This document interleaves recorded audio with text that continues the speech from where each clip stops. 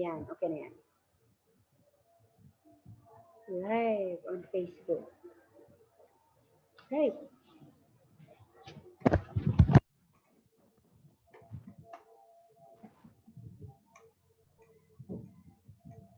Hello?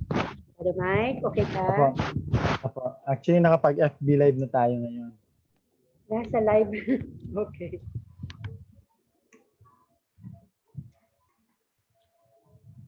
Check that. I-check ko lang po yung link ng FB live para makuha ko. Sa account mo, Lloyd, no? Milim ba? Okay lang yung lighting ko, hindi masyado. Okay naman, sister.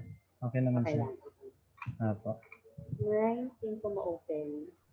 Pwede sa press mo lang yung magtatanong sila, press mo lang yung link. Yung link na pinadala ko. May link ka na ba, Lloyd, ng FB live? Punin ko mic sandali lang ha. Sige. Para ma-share ko din.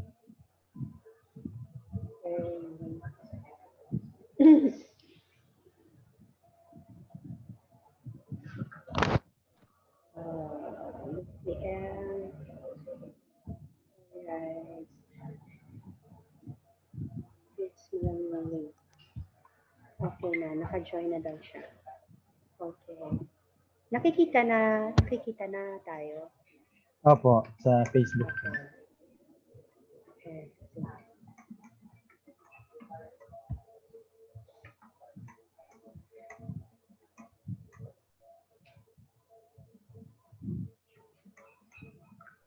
Alright.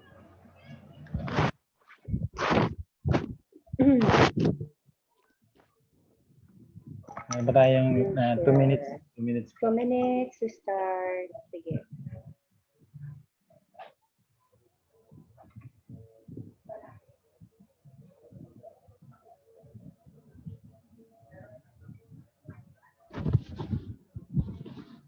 I-announce ko lang po siguro, sister, ha? So, announcement lang po para sa lahat ng attendees sa nakakapakinig o nakakapanood ng webinar na to. Meron po tayong ongoing training sa entire Philippines. Tawag po niyan Start Now Online. So, contact your regional coordinators po sa Academy para makapag-enroll po kayo if you are an SGMB or starting and growing my business graduate. And also, for another announcement, meron po tayong 2020 EAA or Academy Awards. So, ang deadline po ng submission nito is September 28, 2020. So, malapit na ang deadline of submission of entries. If you want the link for the registration, pwede nyo pong kontakin yung regional coordinators nyo again for your entries. Ang entry nyo po can be included sa 3 categories na to. Business redesign, business replacement, or startup. So 3 categories lang po yan. Invited po lahat ng starting growing my business graduates to attend na natin. EAA or Academy Awards. Siguro mag-join ako dyan. Apo. Okay. Ano kami pwedeng redesign, actually redesign tama. Replacement innovation, pwede rin. Kasi may nakumpisa na kami. No? Okay. So, stop skill lang po ako. Yung po yung natin. Yan po yung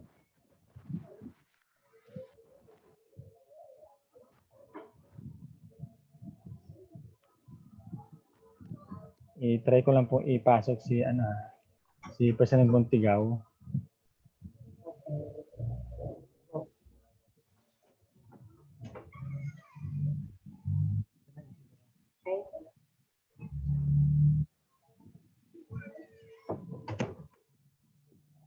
Try ko lang po kung wala pa si President Bontigaw. President?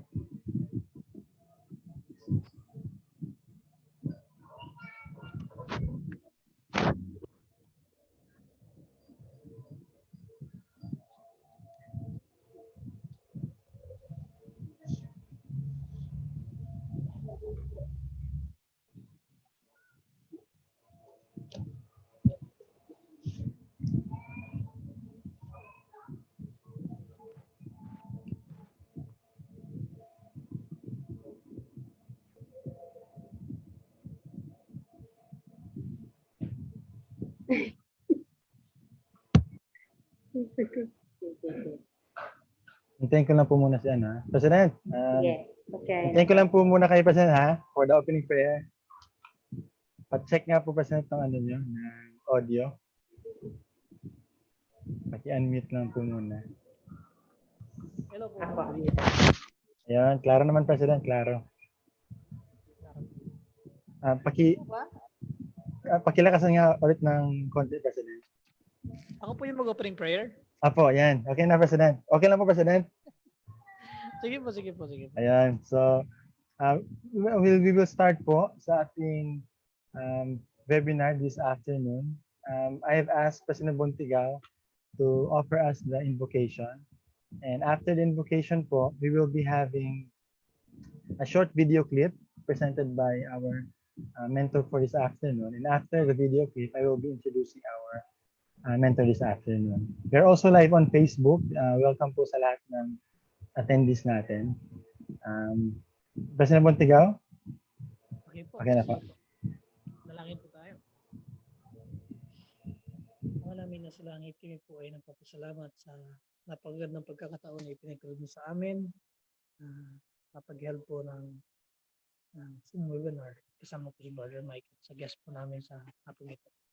Nagpapasalamat po kami sa lahat ng biyaya. Hindi niyo po paglimot kahit na nasa pandemic po kami na patuloy niyo kaming binibigyan ng sapat na pangailangan sa araw-araw. At especially yung napagandang moment na ito na makasama po namin yung bawat isa at matuto sa pamamagitan ng webinar na ito. Hiniling po namin naman na i-bless nyo kami, maging open-minded, buksan na ngayon po sa isipan na matanggap po namin yung mensaheng gusto po namin ipag-loob. Gusto po ninyo ipag-loob sa amin sa araw na ito. At naway magsilbi po itong tulong sa amin na mapagbuti po namin yung paggampan namin ng kanya-kanyang obligasyon, especially yung pagiging anak po ninyo. Marami po kaming taong matulungan na idala sa katotohanan sa pamamagitan po ng ACE program ng simbahan po. Sa pangalan ni Jesucristo. Amen. Amen. Thank you so much po, President Ruiz Bontiga from Sorsogon. Thank you so much.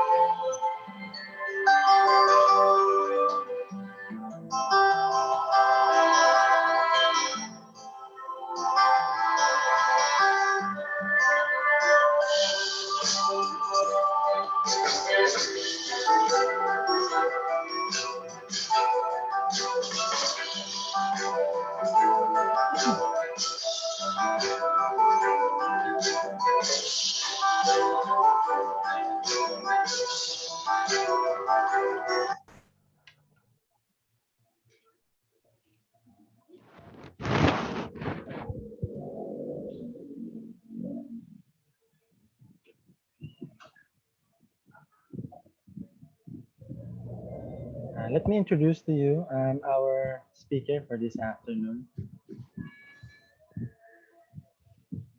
Sister MYLENE CHUA has started her career in the insurance industry as early as 1989 as a customer service representative, coordinator, supervisor, and manager.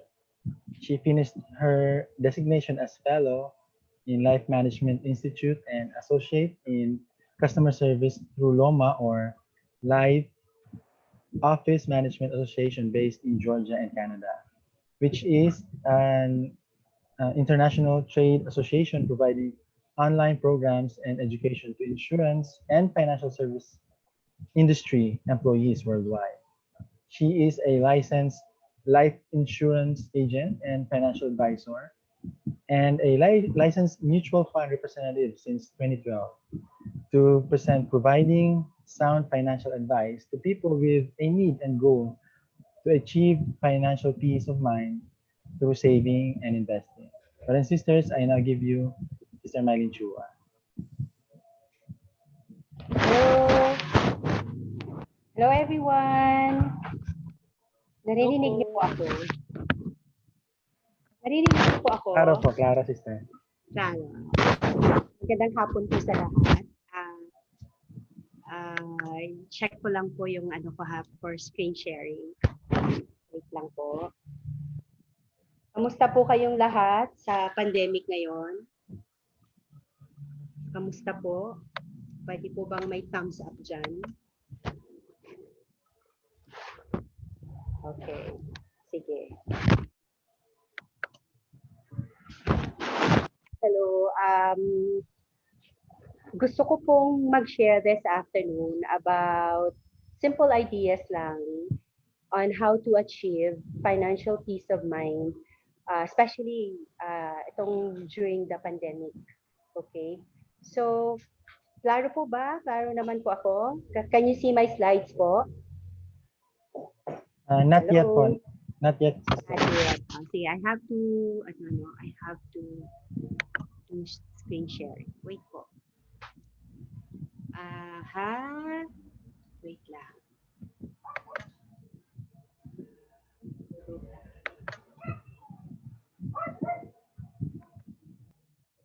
Sorry po, we cannot.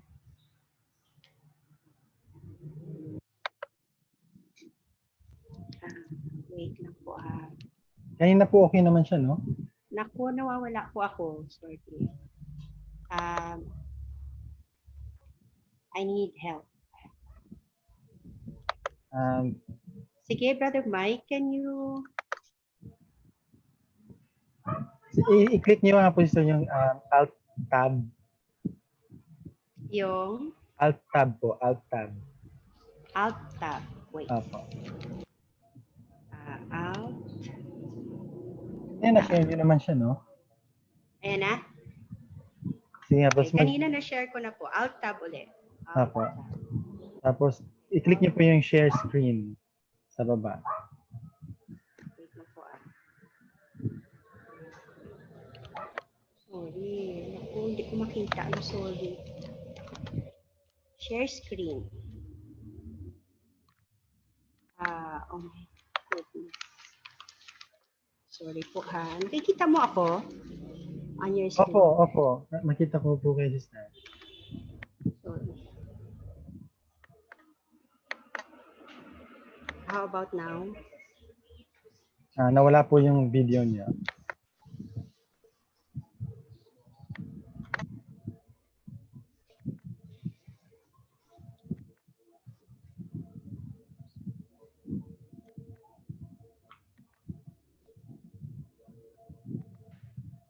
Sorry, hindi ko talaga makita yung ano. Sige, ako na lang po mag-share ng screen. Can I just talk na lang?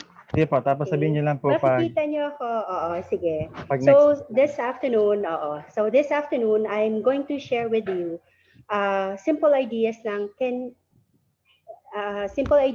to achieve financial peace of mind. Okay. Naka-screen share ka na? Mag-screen share po, pero nawala po sister yung video po ninyo. Nawala ang video ko. Okay, I have to go again. Check. Ayan na? Ayan, nandiyan na. Sige. Wait Alright. lang po Okay. Wait lang. Nakikita na ako. I-share ko lang yung presentation po ninyo. Medyo naghahang din yung laptop ko. Pasensya na sa mga uma-attend at this time. This is my first time na magdaldal na walang audience. I mean, hindi ko nakikita yung audience ko. I cannot, hindi ko makita kung ano yung mga expressions, ano yung feeling ng mga nakikinig at this time. Okay. Okay na po tayo. Hello, Brother Mike. Go ahead po, Are go we ahead. okay na? Okay na po. Go ahead, sister. Okay, sige. Next slide, please. May questions lang ako for you to ponder before before I proceed with the actual presentation. I just would like to read this to all of you, and you read silently with me. Ang question po dito, number 1, is that I have income for as long as I'm healthy and actively working.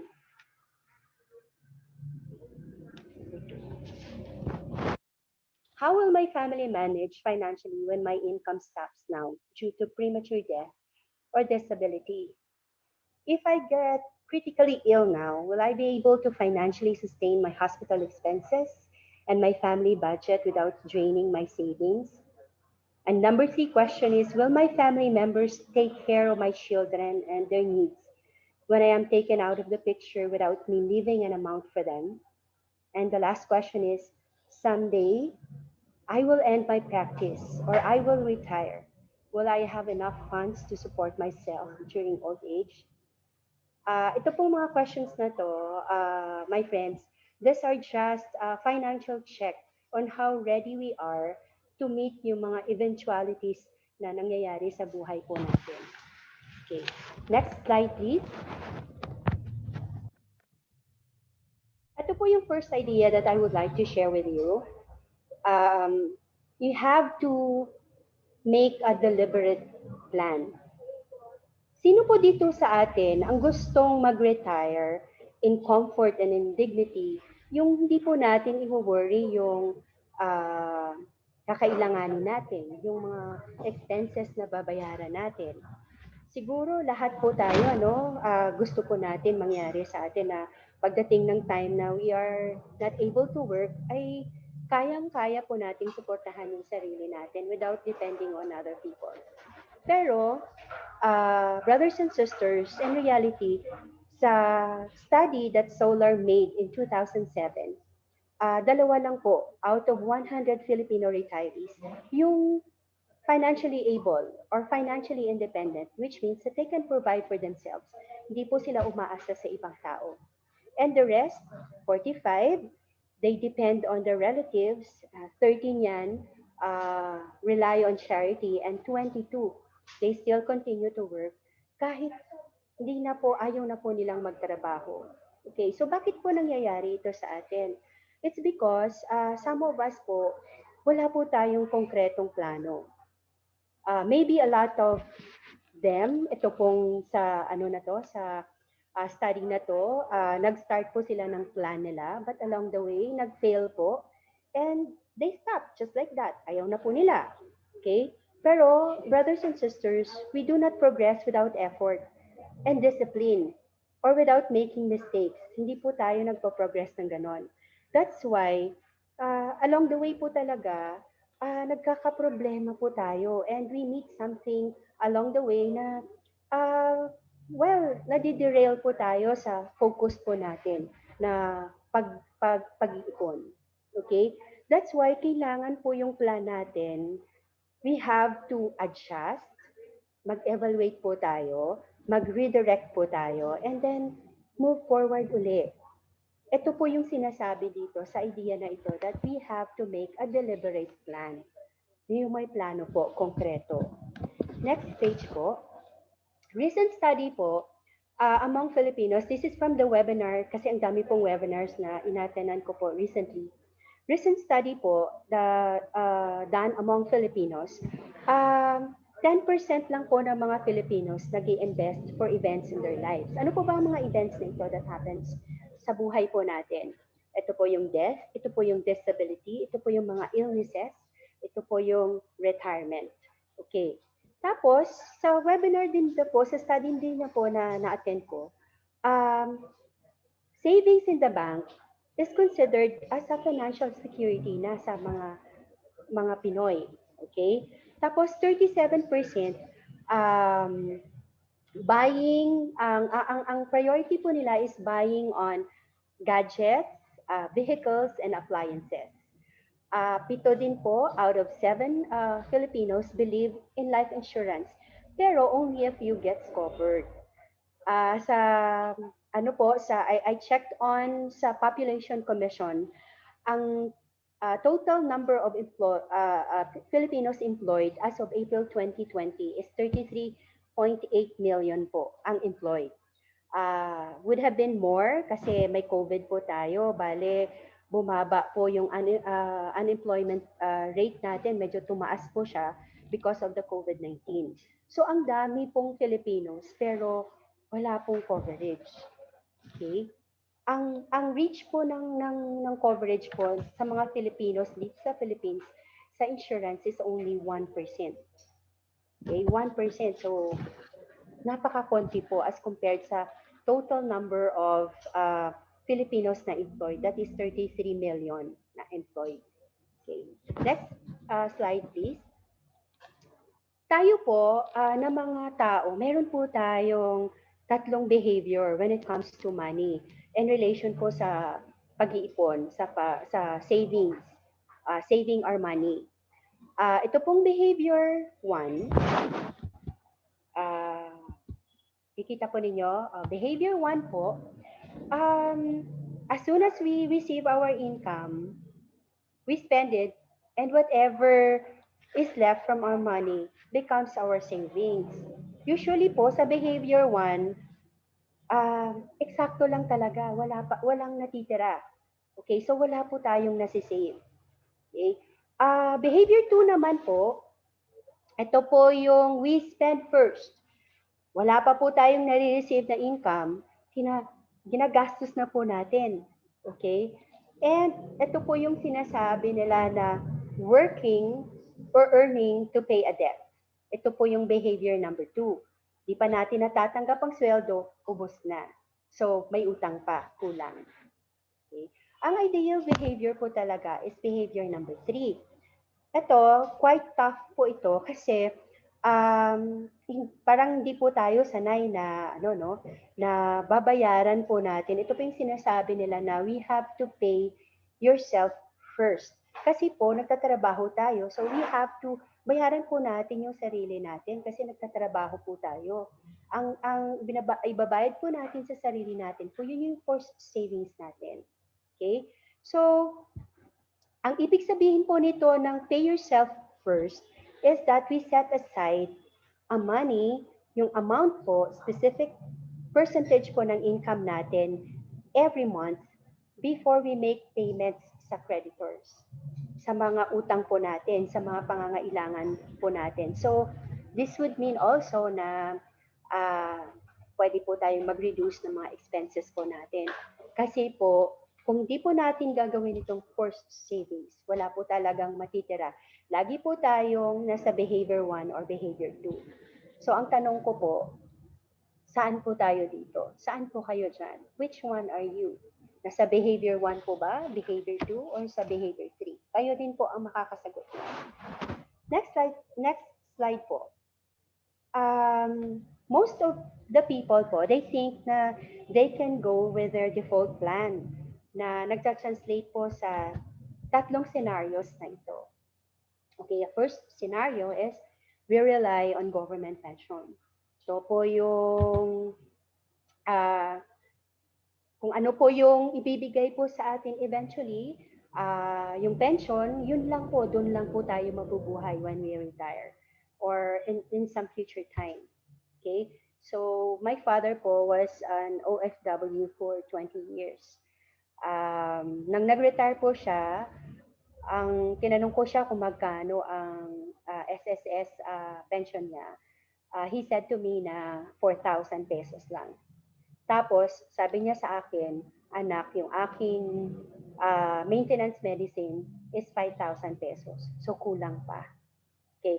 So, ginawa ng father ko, dahil wala naman siyang insurance, hindi siya nakapag-invest. Ang investment niya was more on sa, bumili po sila ng mga tricycle, tapos doon po sila kumukuha ng pandagdag araw-araw sa mga pangangailangan po nila. So, if we just rely on our SSS or GSIS na pension po, kulang po talaga yon.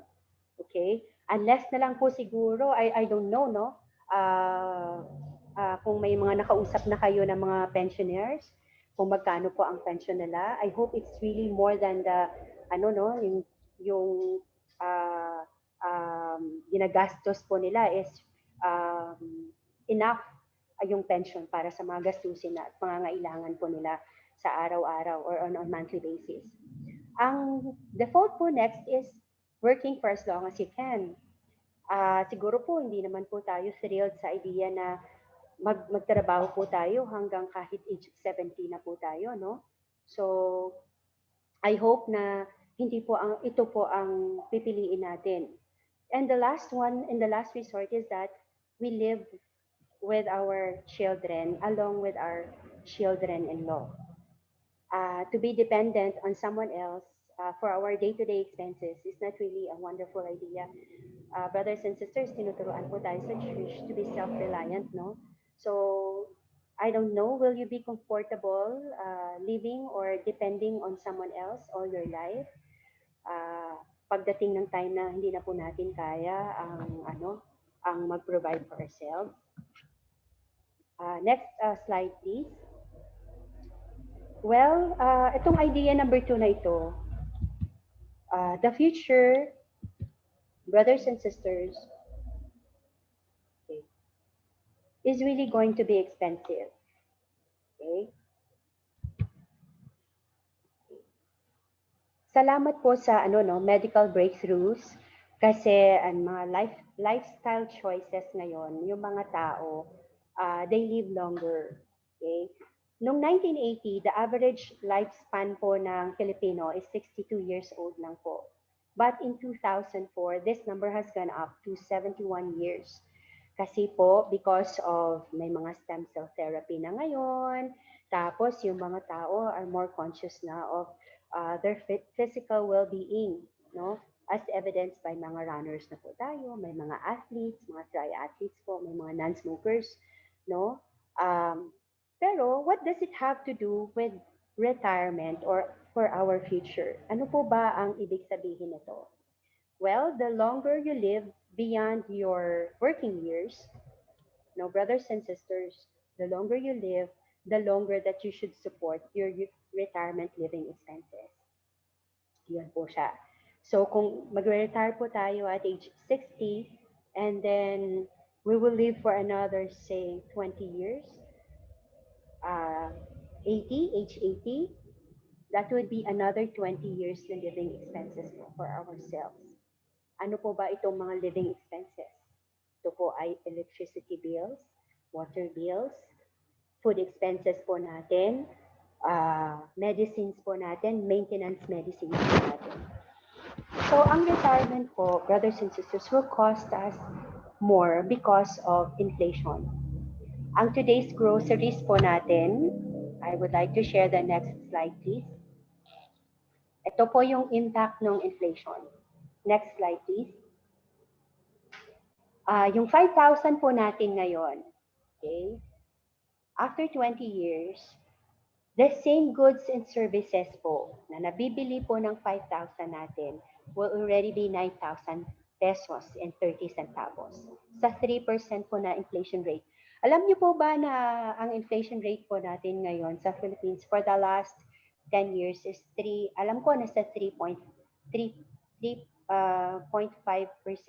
Yes, nasa 3 to 3.5% po ang inflation rate po natin. Or 20 years from now po, you will get less goods and services for the same amount of money that you have. So kung nakakapagbigay po tayo ng 5,000 pesos na gifts, Christmas gifts, sa lahat na po kasama na yung mga extended families natin sa 5,000 na yan. Ang own family natin, immediate family natin, at extended family natin sa 5,000 pesos during Christmas. Come 2040 po, yung 5,000 natin ay makakabili na lang po siguro ng para sa immediate family natin ng mga gifts. So yun po yung effect ng inflation. Next slide please. Ito din po yung effect ng inflation na 5.5% rate. Ito po, study din po ito, average for the last 15 years na inflation rate po ng Philippines. Since 1997 to 2011. Kung ang chicken po ngayon is 200 pesos, buong chicken po siya. After 13 years po, your 200 pesos will only be able to buy half ng chicken na yan. Okay? Sa 5% po yan na inflation rate. 25 years from now po, your 200 pesos will only be able to buy yung quarter leg ng chicken. Okay?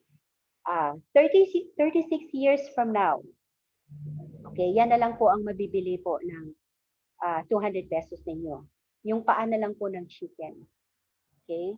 Yun na lang po ang mabibili ng 200 pesos ninyo because sa pagtaas po ng mga bilihin. Naalala ko lang po yung auntie ko, she told me na ang price po ng chicken noon, nung time na World War, I think 5 pesos lang. So imaginein mo po ngayon, 200 pesos po yung presyo ng isang buong chicken. So tumataas po talaga yung mga bilihin. Hindi po natin yan maikakaila. Okay? Another slide here that shows na retirement is going to be expensive. Nung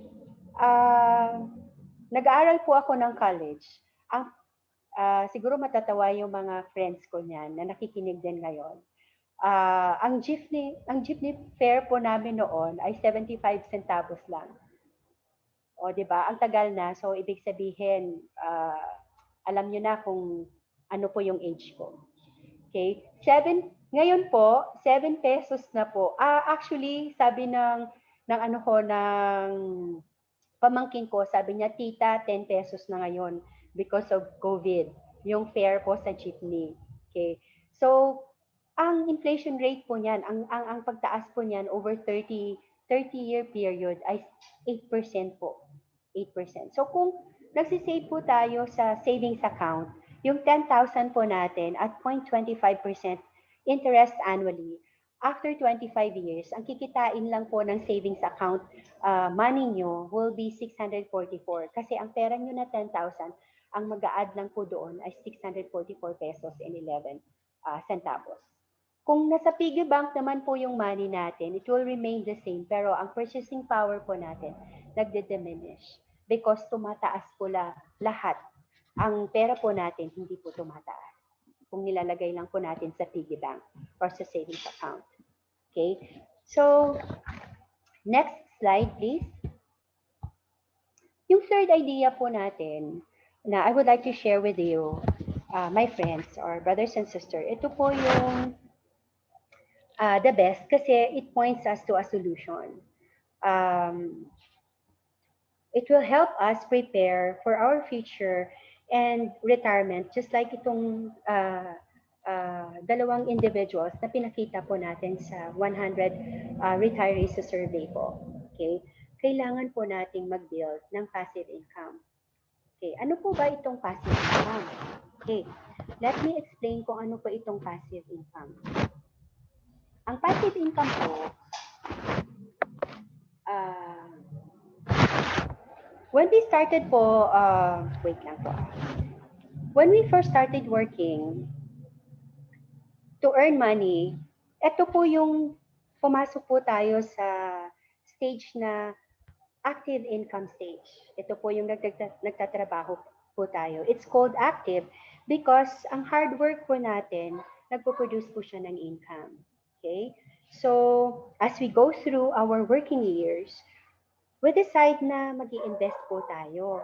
Tapos, while we are at the prime of our career, nagsiset aside po tayo ng pera. I'm not sure po kung yung mga ages 20, 25, in their early 30s ay nagsisave po talaga ng pera. Pero I have clients po na as early as 25 years old, nagsisave po sila talaga, nagsiset aside po sila talaga ng amount for their savings, for their future. Okay. So ito po yung second stage po. Ito po yung active and passive income stage. Ito po yung nagjo-join po tayo sa small business. Some of us nasa internet po. Nagbebenta po tayo sa internet. Okay, some of us nagsisave po tayo through banks. Some of us sa mutual funds, kung meron po tayong alam about sa mutual funds. Yung iba naman, may mga cooperatives, nagbabayad po sila sa cooperatives, savings sila. Yung iba naman sa mga offices, may mga paluwagan po sila. In order to create money at work. Ito po yung second stage. Okay? Ito po yung third stage. Ito po yung sinasabi po natin na passive income stage. Ito po yung your money will begin to work for you. Okay? Tinatawag din po ito na we live on the interest na kinikita po ng pera natin. Ito po yung passive income stage. Okay? Next stage po. Next sa pagbi-build po ng ating passive income, kailangan po natin tatlong ingredients po, brothers and sisters. Building. Okay. We have to have active income kasi po hindi po tayo makapag-ipon kung wala po tayong pagkukuhanan ng pera. Okay, and the key ingredients to building our passive income is the time, money, and interest. Tatlo po yan lagi. Okay, so bakit po? Okay, ito pong idea number 4. Let's go to the next slide, please. It's never too early to start saving po for your future, especially building your retirement fund. Ang time po is really an important factor siya when accumulating funds for the future.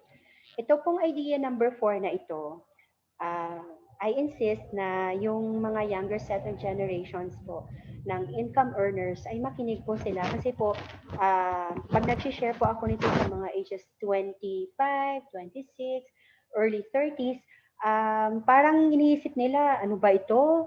Si tita, para naman itong bata-bata ko pa, ang sinishare sa akin ay about retirement na. Okay. Pero, brothers and sisters, iniisip natin na bata pa po tayo. Pero I would like to share to you itong mga few slides. I hope na mag-change po yung mind ninyo when you see this few slides that I'm going to share to you kung bakit kailangan po nating mag-umpisa.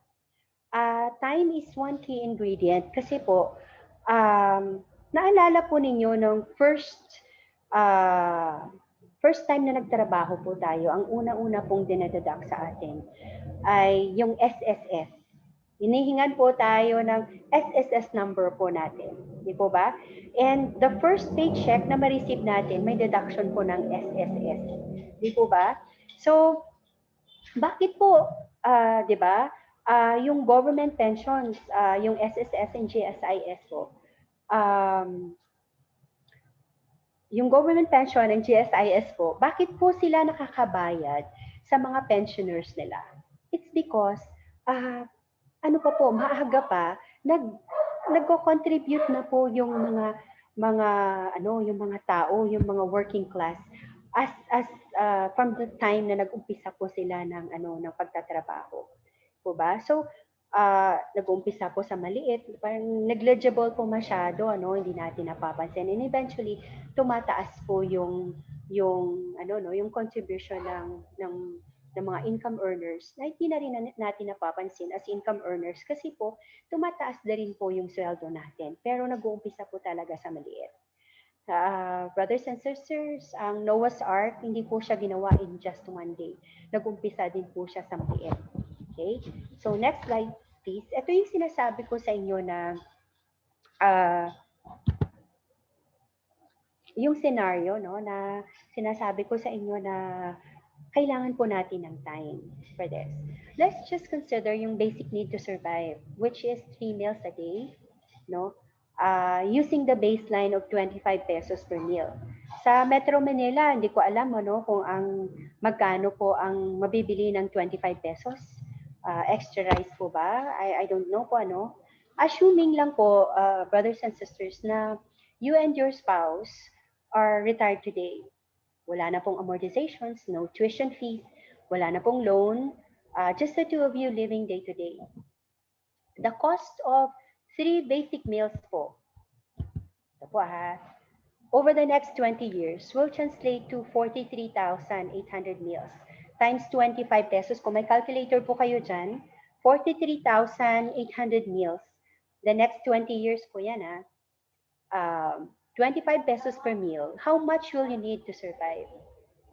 Yan po, my friends. Yan po, ang 1 milyon na yan, yan po, napakalaking amount po siya na di po natin napapansin because we don't shell out that big amount of money kaagad. So, hindi po natin siya napapansin. Pero kung wala po tayo nan, saan po tayo kukuha ng 1 million na yan para po sa pagkain natin? Pero, ang tanong ko rin po, brothers and sisters sa inyo, what about ang electricity bill? Siyempre, gagamit po tayo ng electricity bill. What about ang water bill po natin? Ang phone bills po natin? Ang maintenance medicines po natin? Yun po yung sa father ko, na hindi po talaga kasya yung 4,000 po niya na pension. Okay. Let's go to the next slide. How long will it take for us to save 1 million? Ito po yung time value of money. Okay. If you are saving 12,000 a year or 1,000 a month with 0.65% na interest rate, it will take 66 years for you to have that 1 million. So, 66 years. Kung 24 ka ngayon or 25 ka ngayon, you will be 91 years old bago ka magkaroon ng 1 million. Kung ang interest po ng pera mo is 0.65. Lalo na po ngayon sa savings account is 0.25 lang po, di po ba? What if this 12,000 or 1,000 a month that you are investing, i-invest mo po siya sa government and high-quality corporate debt securities like yung mga bond funds, and assuming that this fund is earning on the average 7.84%. Ito po yung bond fund, Year on year po siya, on the average. Ilang years po siya bago po ninyo makuha ang 1 million? 25 years. So kung 25 years old ka, plus 25, you are only 50 years old. By that time, may 1 million ka na. Okay? Pero if you are 40 or 50 years old, 75 years old ka na po bago mo po makuha yung 1 million. If you are just saving 1,000 pesos a month po, or 12,000 pesos a year. Sa atin po, kasama po ako dyan. Nearing na po ako sa twilight zones.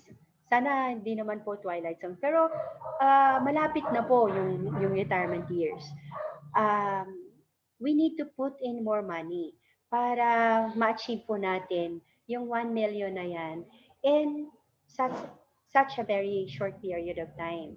We need to save like, kung halimbawa, may 5,000 po tayo monthly, kung ilalagay po natin yan sa bond fund, ito po yung mga safest na fund, yung mga government, government securities, yung high quality corporate debt securities na T-bills, treasury bills, or treasury notes.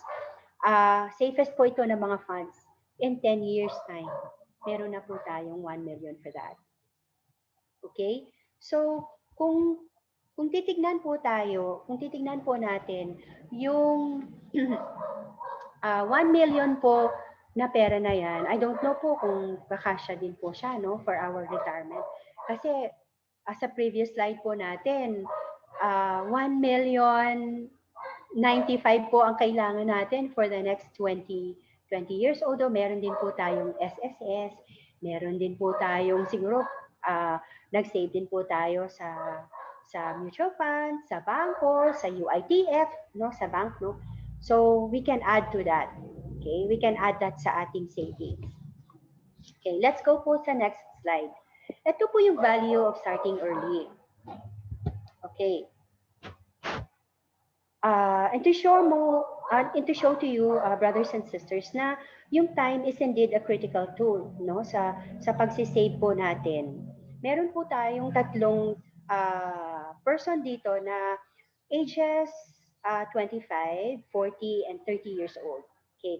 Tignan po natin dito sa tatlong scenarios na ito kung ano pong nangyari sa pera nila. They are saving 10,238 annually or 853 pesos on a monthly basis for 10 years. Ito po ang ma-accumulate ng pera nila. Sa 40 years old po, by the time na mag-retire po siya at age 60, ito po yung ma-accumulate po sa pera niya.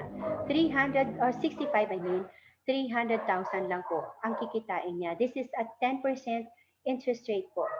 Although ang values po nito is not guaranteed, assuming lang po na kumikita po siya ng 10% year on year. Sa 40 years old po, at 65, 300 lang po ang pera niya. Nag-invest po siya ng 102,000 for the last 10 years. Okay, 300 pesos lang po ang pera niya by the time na mag-turn siya ng 65. Sa 30-year-old po, 960,000 pesos and 654 at 65. Pero look at the 25-year-old. Tignan niyo po kung magkano yung pera niya. 1.6 million at age 65. Ito po yung sinasabi ko po na nakikita po natin, di po ba? The older person would have more money pero wala pong time.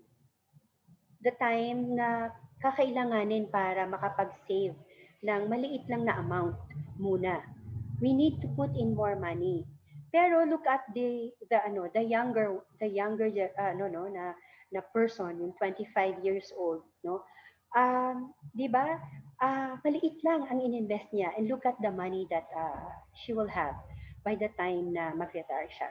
Yun po yung ang tanong, are we using our time to build itong passive income po natin?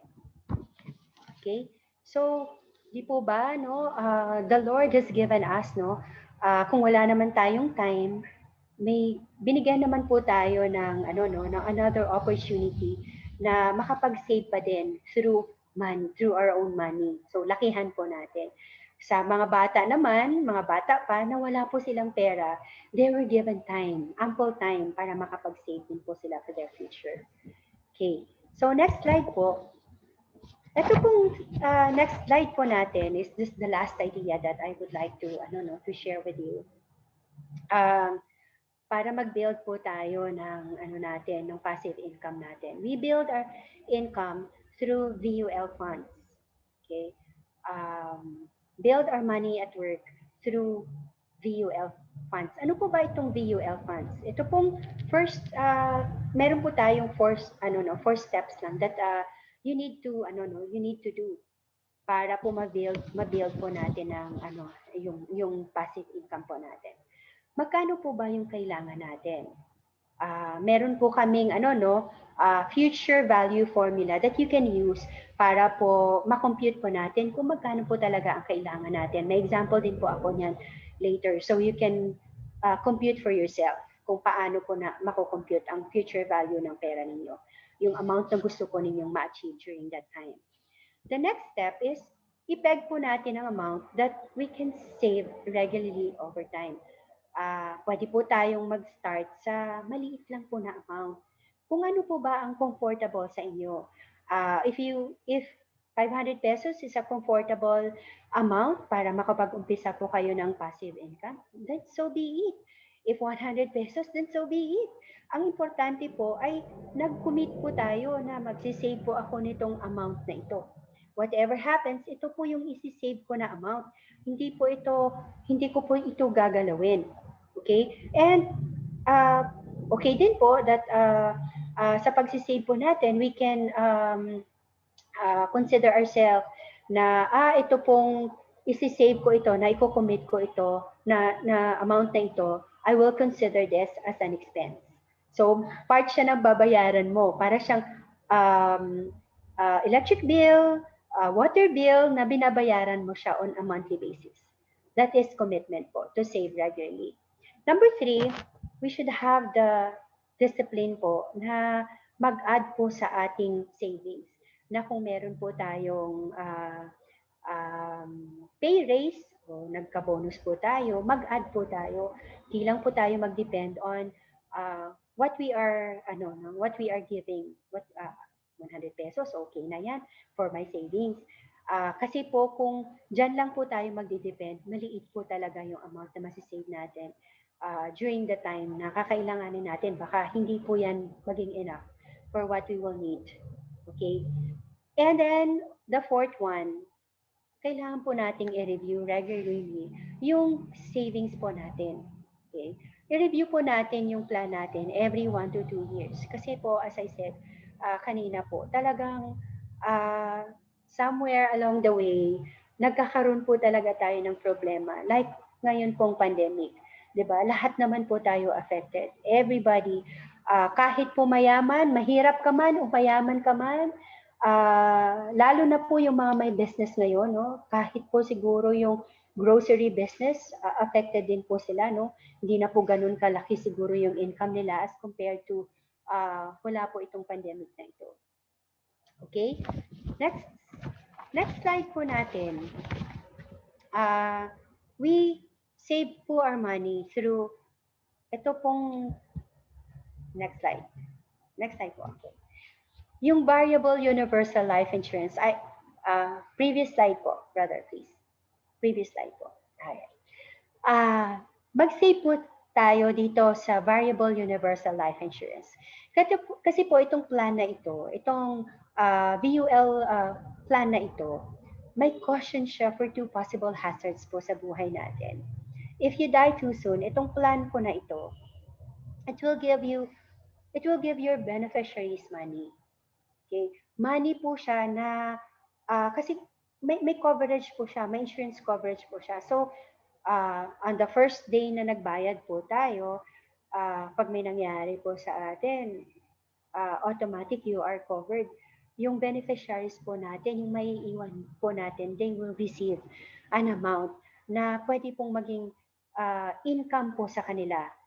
Okay, while they are grieving. Okay? And ang maganda po sa VUL plan na ito is that if you live too long, meron ka rin pong pera which you can use for, sa example po na ito, female po ito, age 36, no? Si Juana, for example, no?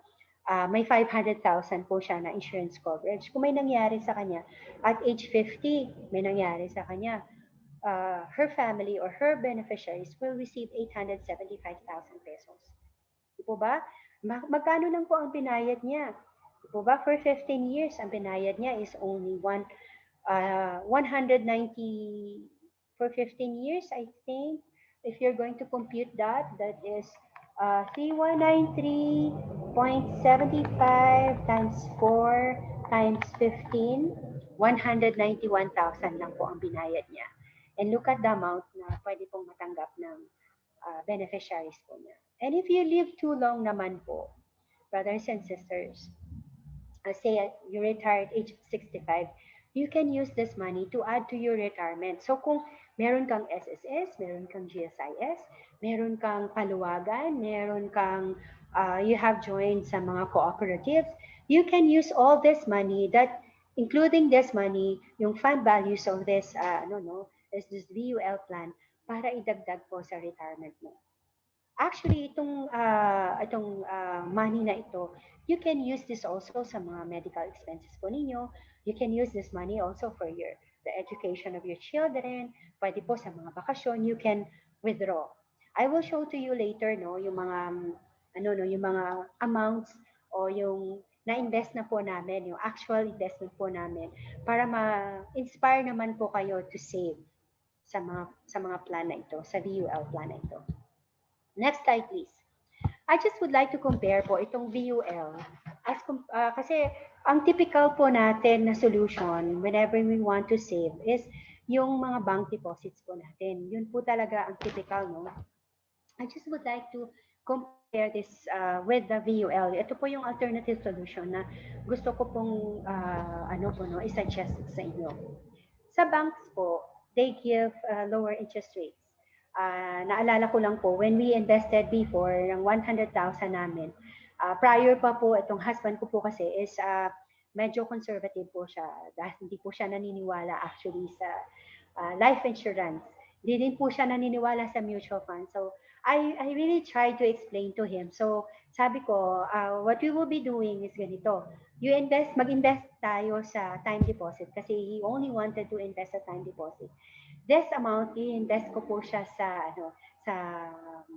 VUL. One-time pay sa VUL. So, 1 year po. After 1 year, ang 100,000 po namin sa time deposit, kumita po siya ng, kasi 2%, I think 2% lang binigay sa amin, 2,000 pesos. And pakita ko rin po sa inyo later yung sa VUL po namin. That sa VUL namin, after a year, kumita po siya ng mga 5,000. Okay? So, banks po are really for short-term, ano po natin, no? Para lang po siya sa mga short-term needs natin. So, sa bank din po, wala po tayong discipline, no, na mag-regular deposits. No? I'm not sure sa iba, no? But sa iba kong mga clients na nahihirapan din po sila na mag-deposit sa bank. Okay. Pero sa VUL po, you will have reminders, regular reminders, no, coming from the company na, ito na yung kailangan mong bayaran. Okay, and you can pay online. You can pay over the counter sa mga banks din po, or you can pay online, or you can pay through your financial advisors na sila po ang magpipick up ng pera ninyo. Number 3 po, sa banks po, relatively liquid po talaga ang banks. Okay, so you can withdraw anytime. So kung ang pera mo nasa ATM lang, ang bilis-bilis lang po pag mag-shopping ka, ang bilis-bilis lang po. Ito na po yung bayad ko, ito po gamitin mo yung ATM ko. So yung desire mo po na mag-save through your ATM sa bank ay nawawala po, nababawasan. No? And then sa VUL po, medyo may kahirapan ng konti kasi you have to go to the office, may pipilapan ka ng form. It will take you about 5 to 7 working days na bago mo matanggap yung pera mo. So medyo, 5 to 7 working days, wag na lang muna. So parang ganun po siya. But definitely you can withdraw kasi available naman po itong pera ninyo, yung whatever funds na na-save po ninyo sa VUL plan. Okay. And in summary po, yung bank deposits, no, best tools po siya talaga for mga short-term needs po natin. Ano po ba yung short-term needs po natin? Ito po yung mga emergency needs po natin. We are encouraged na ang ano po natin, yung emergency fund po natin nasa bank. Kasi anytime po pwede po natin siyang ma-withdraw. And at least po meron pong mga 3 months na emergency fund na just in case kasakit po, mabilis lang po talaga mag-withdraw. Although itong VUL fund, ma-withdraw nyo rin po siya anytime, no? Pero itong VUL fund po na ito is really intended for the reasons na I cited earlier, para po talaga siya pang long term. Okay, para po talaga siya kumita yung pera ninyo, hindi po siya pang short term. Ano po ba yung short term? Ang short term po, 5 years and below po na savings. Yung when we say long term na na mga needs, ito na po yung mga pang 5 onwards. 5 to 7, 7 to 10 years na mga mga investments. Okay. Ito pong VUL funds na po, as I mentioned to you earlier, meron din po siyang protection. Meron siyang insurance coverage. Meron din po siyang, you can use this money also, estate tax free po ito sa kung sino po dyan ng lawyer. Kung irrevocable ang beneficiary po ninyo, hindi po ito kasama sa estate ninyo. Sa estate po ng ng tao, kung mamatay po siya, ito po ang funds na ito, hindi po siya kasama doon. So, ito pong fund na ito, whatever amount na matatanggap po ng mga beneficiaries po ninyo or your beneficiaries, pwede po itong pambayad sa estate tax po. Okay? Tapos yung fund values po that you are going to accumulate on this, pwede pong pambayad sa emergency, pwede po, kagaya po sa amin, no, nagamit po namin some of our savings dito sa hospitalization ng husband ko po. Okay? And some of it sa education po ng anak ko. Ng mga anak ko. Okay? And you can also use this funds sa business opportunities kung gusto po ninyo mag-umpisa ng business. And well, ang intended purpose po na talaga nito is para sa future retirement po natin. Ninyo po. Okay. Next slide po. Just to show po sa inyo. Okay. Next slide po, please. Just to show po sa inyo yung historical performance, although hindi po ito guaranteed, ng insurance product po. Ng variable life insurance product po ng mga companies. Ito po sa company po namin ito. Ito po yung kinikita, no, average compounded annual return completed for the last 10 years, no. Kung ang risk appetite mo po is medyo aggressive, when you say aggressive, gusto ko sa stocks, gusto ko malaki ang kita. Pero along with sa laking kita, mataas din po yung yung risk na kakaharapin ng taong nag-i-invest sa mataas po na kita. Okay? Sa kita po ng equity, ito po yung stocks ng company po sa amin for the last 10 years. 15% po ang kinikita on the average. Na-notice po ninyo sa year 2008, nag-negative po ang interest po dyan, negative 36. Na-remember ko lang po, nung 2007, excuse me, kasi nung 2007 po, nag-invest ako, 100,000. Nakuha ko po itong fund na ito from the money na coming din po from Sunrise, no? Nag-invest ako ng 100,000 po dito. Pagdating po ng 2008, ang 100,000 ko po naging more than a little bit 50,000 lang. Nagulat ako. Pero during the time, as advised by our fund managers sa company po where I belong, ang sabi niya sa amin, if you don't need the money, just leave it there. Kasi sabi niya, itong pera na ito, yung market magko-correct yan. Ang sabi niya, it will just be, ang tawag niya is paper loss. It's just a paper loss. If you're going to withdraw your money, yan talaga yung actual loss. Pero if still there, hindi mo wini-withdraw, paper loss lang ang tawag doon. True enough, brothers and sisters, pagdating po ng 2009, bumawi po siya. No? I will show that to you later. Kasi by the time na kailangan ko siya, I think, ang 100,000 ko naging 176,000 siya. Marami na rin po akong withdrawal on that fund, no? Makikita nyo rin po later. Ang dami ko na rin pong withdrawal. So, let's go over to the next, the next slide. Ang tanong ko po sa inyo,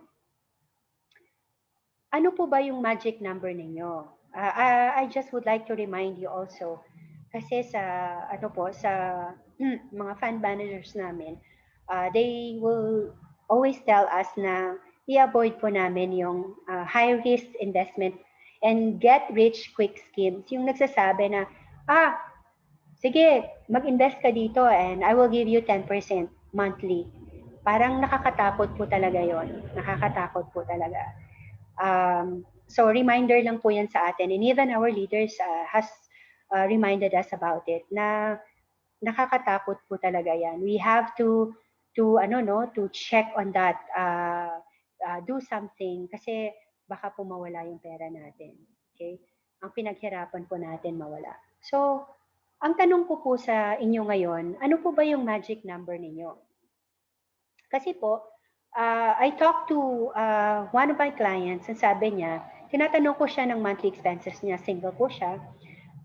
Wala na rin siyang, actually tumutulong po siya sa ano no, sa during that time tumutulong po siya sa mga niece niya and nephews niya and sa parents niya. Pero sabi niya sa akin, ang monthly expenses lang niya is only 5,000. Okay? So, sabi ko, pag mag-retire ka, 40 siya that time, sabi ko, kung mag-retire ka at age 60, sabi niya, sige, peg mo lang at 5,000. Sige, so I peg it at 5,000. Kung meron po kayong calculator dyan, brothers and sisters, please get it para makatulong pa kayong mag-compute nito. Okay, so, ang monthly expenses niya is 5,000. If you are going to multiply that, she is spending 60,000 a year sa monthly expenses. Kasama na daw doon yung bills niya, monthly bills niya like electricity bills, yung kanyang water bill, yung kanyang pagkain. So, sobrang tipid, ano? 5,000 na yung ginagastos niya. Okay. So, assuming, brothers and sisters, na ang rate of return for investing is 5% when you retire, sabi ko sa kanya, 5% halimbawa. Magkano ang amount na kakailanganin mo para mag-generate ng amount that you will need when you retire? Okay. Ang future value ng 60,000 after 20 years, brothers and sisters, ayan po siya, 159,198. How do you do that? Or how do you get that? Okay, ito po siya. Kung may calculator po kayo, you can follow po with me, no? So, 5,000 po. Multiply po natin siya by 12 months.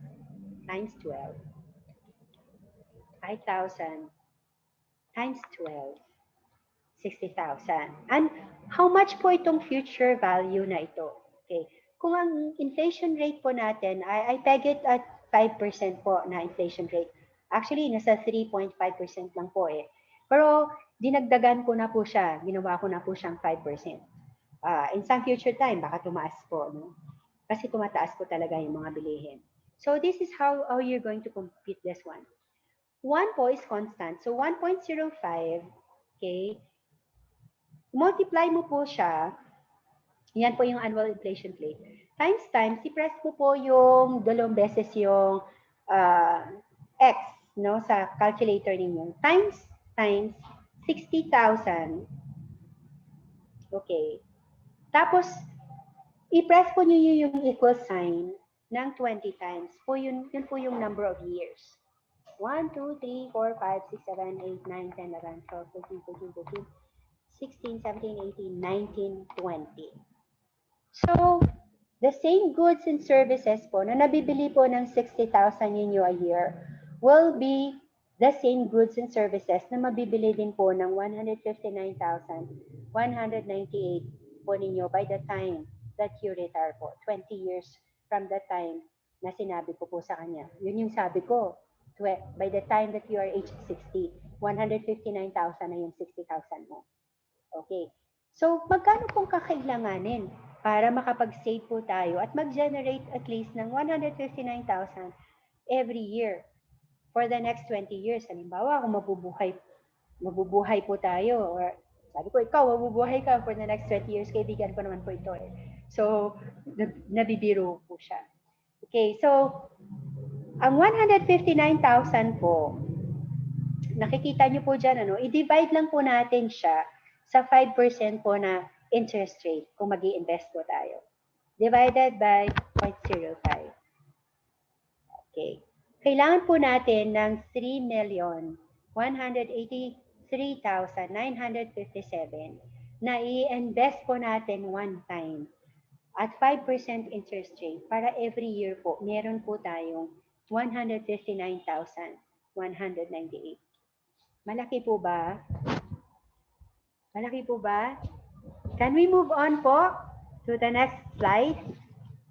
So, kung kayo po, gusto po nyong mag-compute niyan, you just plug in your magic number kung magkano ang gusto ninyong gastusin or magkano ang monthly expenses that you see na magiging komportable po kayo by the time that you retire. Okay po?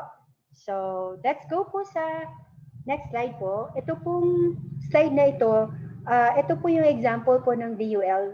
Previous slide please. Ito po yung example ng VUL plan. Okay? Ito pong plan po na ito, okay. Ito pong plan na ito, meron po siyang 500 na insurance coverage. May total disability benefit na coverage, which means na ang total disability, if the client naging totally disabled po siya, i-waive po ng company yung pagbabayad po ng 26,690. Wala po kayong babayaran. When you say totally disabled po, hindi po talaga kayo makakapagtrabaho. Yun po yung definition ng totally disabled. So during the time na, halimbawa, kung 10 years to pay po itong plan na ito, na first year pa lang na totally disabled na si female client. Second year hanggang 10 years, si company po ang magbabayad niyan ng 26,690. It will not come from your own pocket. Yung accidental death benefit naman po na ito, if the client's death is by accident, yung by accident po, yung 500,000 na yan, madadagdag po yung 500,000 na benefit po. Ang makukuha po ng beneficiary would be 1 million.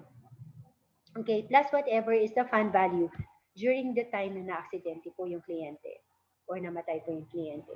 Yung hospital income benefit rider po na ito, okay, this will give you a daily income of 1,000 kapag ka na-hospitalize po yung yung insured, no? A maximum of 1,000 days. So halimbawa po na-hospitalize po ako, the company will give me 1,000 pesos every day for the next 1,000 days. Kung na-hospitalize po ako kahapon and then excuse me, na-hospitalize po ako kahapon and then na-ICU pa po ako kahapon, the company will double yung 1,000 pesos na yan. The company will pay me 2,000 pesos. And then, may mga nakalist po na dread disease din po dyan sa proposal na ito, sa hospital income benefit rider that makakwalify po yung kliyente dyan. So, it is more on para siyang replacement siya sa daily income mo if you are working. Okay, yan po yung hospital income benefit rider. Okay, next slide po. Ayan po pala siya, yung hospital income benefit rider. So, yan po yung mga dread disease that that is covered dyan sa, dyan sa hospital income benefit rider or benefit plan. Okay, next slide please. Okay. Ito po si age 35 male po.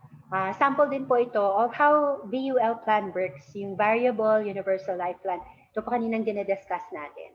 No? Ito pong plan na ito, nagiging double po siya upon approval or upon na-approve po yung policy niyo. So, if something happens po sa kay male 35, age 35 po, the company will pay your beneficiary 200% of 500,000, which is 1 million. Plus, whatever is the fund value at the time po na may nangyari po sa client. Okay? Ito pong plan na ito is payable siya for 10 years lang. So, you have paid a total amount of 298,000 for 10 years. Okay. Ito po yung plan na ito, meron po siyang multi-purpose fund. Ito po yung sinasabi ko that you can use your money for emergency. Fund po siya that you can use for education. Dito po sa column ng projected benefits, if you can see that one. Sa fund value po na column, meron po siyang 4%, 8%, at 10% na column. Makikita po niyo dyan na these are all illustration lang po siya, brothers and sisters. Nire-require po ito ng Insurance Commission. And we are not allowed to post more than 10% na interest rate sa projected benefits. Likewise, ganun din po sa death benefit. Excuse me po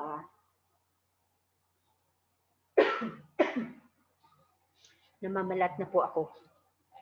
Okay. And ito pong ito pong projected benefits na to can change. Hindi po siya guaranteed yung amount na yan. It could be lower or more than the amounts that is stated dyan po sa illustration na yan. So sa experience po namin, talagang mataas po talaga siya.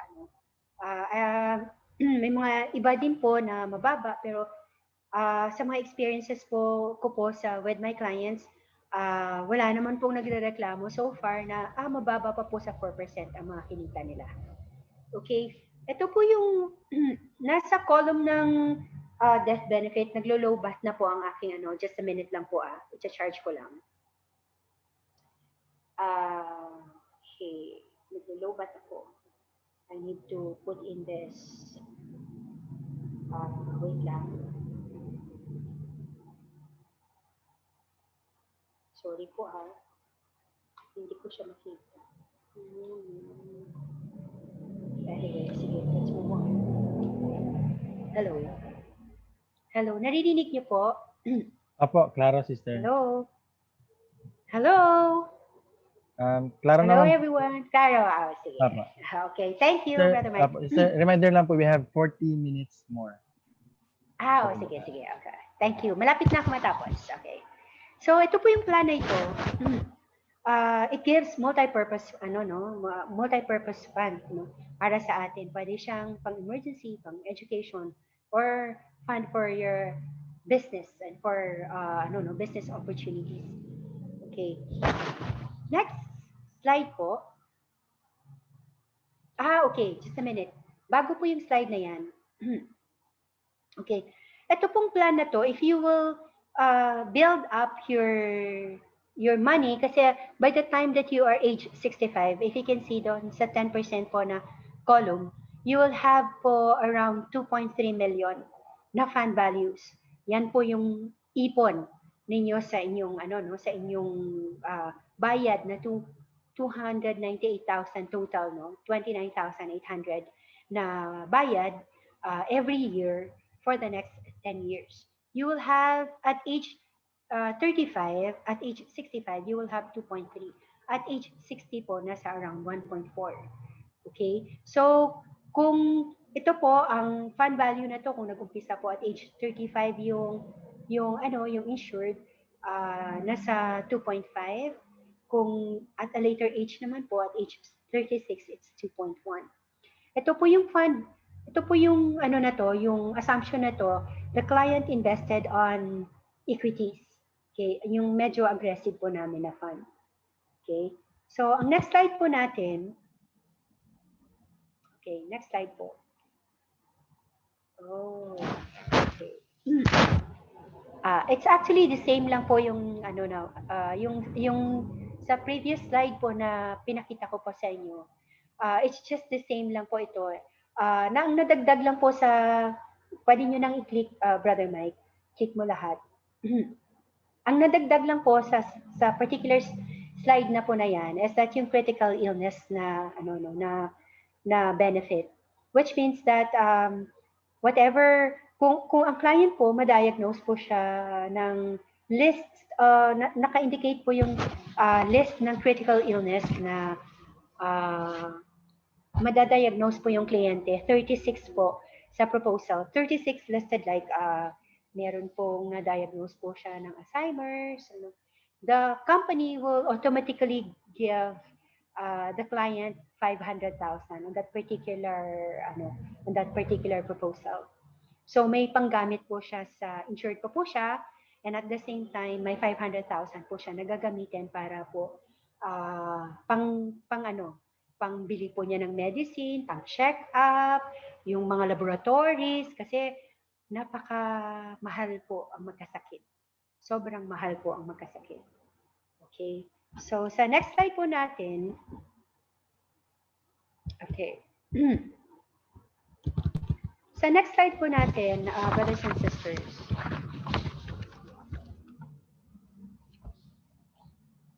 meron po tayong beliefs, no? At ang mga beliefs po natin, nagiging reality po siya. What we believe, nag-i-influence po siya ng actions natin.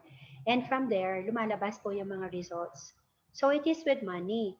How we view yung money is the key to our financial success. Kung biniview po natin ang money, if we view money as an instrument or something na mabibless po yung buhay natin at ang buhay po ng ibang tao, ang gagawin po natin, we will save regardless. We will save and invest regardless of our income, kahit maliit man po yan o malaki. Pero if we view money as the root of all evil, yung sinasabi po ng iba, no, we will resist money because deep down inside, we believe na ang pera ay talagang bad siya. Tayo po mga Filipinos, we have money mindsets, no? That cause us na kaya po tayo nagiging mahirap. Yan po yung mga money mindsets na nakikita po nyo ngayon, no? Yung one day millionaire, no? Ubos biyaya, pagkadating po ng pera, naalala ko lang po itong mga pandemic na ito, merong SAP, no? Ubos-ubos kagad, may mga iba, nag-grocery na kasi ubos kagad, wala po talagang natitira, no? The need to bring pasalubong, no? Kahit na po na it will lead us to debt. Yung magkakautang po tayo, pag December, uuwi po tayo, tapos nauubos po yung pera natin sa pasalubong. Meron din po ako nakita sa Facebook, no, na sabi niya, nung dumating po siya, ang dami-daming sumalubong po sa kanya. Pero nung umuwi siya, mag-isa na lang po siyang, nung bumalik po siya sa trabaho niya as OFW abroad, mag-isa na lang po siyang pumunta sa airport. Di po ba? So parang nakakalungkot po yung gano'n, no? And then we are also, we are also into lavish parties, no? Into lavish parties, yung mga occasions natin. Sobra tayong gumastos, no? Minsan umuutang pa tayo, no? Fiestas. I remember yung niece ko, may fiesta sa kanila. I asked him kung magkano yung ginagastos niya. Every time na, na may fiesta, sabi niya, hindi daw bumababa sa 20 to 30,000 every time. No? So parang sabi ko, sayang naman ng pera na yan. You could have saved that sa, pero nag-save na siya. No? He is now one of my, my client. Na naintindihan niya. At ang isa din po, yung most disturbing na isang natin, no, na money mindset natin na that makes us poor is yung bahala na kung ano mangyari sa akin, bahala na yung mga anak ko sa akin, bahala na kung may pera pa o wala, bahala na kung anong may iiwan ako sa mga anak ko. Napaka-disturbing po niyan. Disturbing po talaga yan sa akin, no, as a financial advisor, and also to us na yung sa mga sa mga members na may gasto po, sobrang disturbing po talaga yan, and it might cause us some heartaches in some future time. Nagtatanong po, next slide po, last na. Nagtatanong po sa akin, saan po ako kukuha ng pang-invest ng pera? Saan po ako kukuha para may pera po akong pang-invest? Okay. So, tinanong ko rin po yung mga kliyente ko, and these are the things na sinabi po nila sa akin about where to get money. At where saan napupunta ang pera nila. Okay? So, ito po, tinanong ko sa kanila, napupunta daw sa soft drinks. Kapag kumakain po sila as a family, lagi pong may Coke. Hindi po Pepsi kasi masarap daw po ang Coke. Okay? Pag lumalabas po sila, isang upuan po sa Jollibee or Chowking or lunch or pupunta po sila sa KFC, mababa po ang 500 pesos sa kanila pag umuupo po sila sa isang upuan. Ito po yung mga holiday trips, dyan po napupunta yung mga pera nila.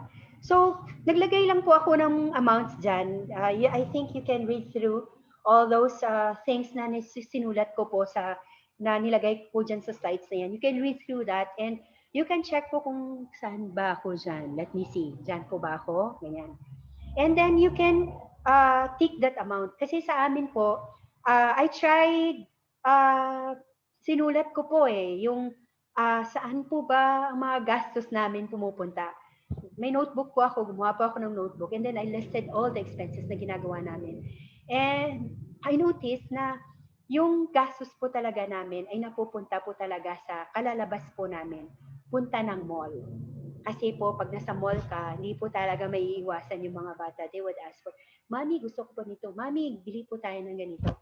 Although you would tell them na, ito na yung pera namin, pero really talagang, ang nangyayari po talaga ay, hindi po talaga may iwasang gumastos. So, if you have noticed sa monthly, nakagather po ako ng 15,000 pesos. Imaginein mo yung monthly mo na 15,000 pesos. Kung ano ang kayang amount na yan na masisave if you are going to put that in or you're going to invest that sa sa VUL funds. And annually, 181,000. Let's just say half of that ang masisave mo. Imaginein mo yan annually, 90,000. How much kaya ang kikitain yan if you're going to invest that or save that sa VUL fund? With that, I would like to close the last slide ko, no? Going back to the video that was shown earlier, no? Hindi natin nakita. Actually, doon sa video, si Maria, si Juana, no? Si Juan, actually, hindi natin nakita doon yung ginawa ng mag-asawa, no? Yung bright choices that they have made, no? During that time, para ma-prepare po yung better life ni Maria. No, we didn't see how many vacation trips they must have given up para lang po makasave po sila ng pera. Kung gaano kadaming decline ng, wag na muna yan, wag na tayo munang mag-upgrade ng gadget mo. Siguro umiyak si Maha pero tinitiis lang ng mag-asawa because they have to prioritize, no? Hindi rin natin nakita, hindi pinakita doon kung gaano ka sinasabi ng tatay na, naku, gusto ko yung watch na yan. Pag may pera ako, bibilhin ko yan. Siguro, ganun siguro si Juan during that time, no? Pero sinasabi niya sa sarili niya, saka na lang yan. Saka na lang. Okay. Pero, hindi rin natin nakita na yung mami siguro gustong magpa-parlor, pero sasabihin niya, 3,000 pesos. Ayoko. Wag na lang. Dagdag ko na lang to sa kay Maha, sa savings ko kay Maha. Di ba? Parang yun yung journey. Yun yung journey, yung hindi natin nakita na ginawa ng mag-asawa for them to be able to provide a better life for Maha. Okay? Yun ang di natin nakita, brothers and sisters, kung gaano ang hirap na dinaanan nila. Kasi kami, dinaanan po namin yun. Kung gaano po kahirap. There was one time na simple, very, very simple Christmas Eve celebration because we have to pay for the educational plan ng anak namin kasi nagjuju ang educational plan ng anak namin every December 13. Okay, so para ang hirap, 'di ba? Pero we were able to to do that, to save for that. Diba? In closing, I just would like to quote this. Ang sinabi po ni President Russell M. Nelson. Sabi niya, the Lord loves effort, no? Because effort brings rewards. That can't come without it. No, I challenge those who are here in the sessions to know, no? Who do you know is preparing or like setting aside money and saving for your future needs or for your children's needs? Yan ang tanong ko po sa inyo. Thank you everyone. Salamat po sa pakikinig po sa akin. Maraming salamat. Thank you so much po, Sister MYLENE. Hello, yes. Brother Mike, alam mo, Brother Mike, alam mo, I am supposed to share. Meron sana akong yung experience namin with with Sun Life. I have here yung actual statements that was given to yung sa company where I invested. kasi nag-invest din kami sa bangko, nag-invest din kami pero I have one experience na gusto kong i-share sana, pero well, hindi ko mapakita sa inyo because it's not there in the slides. Okay?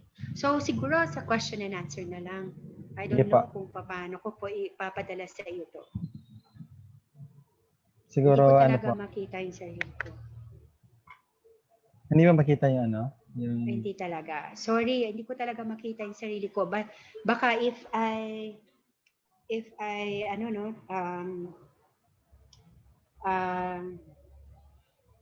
sige, I'll try.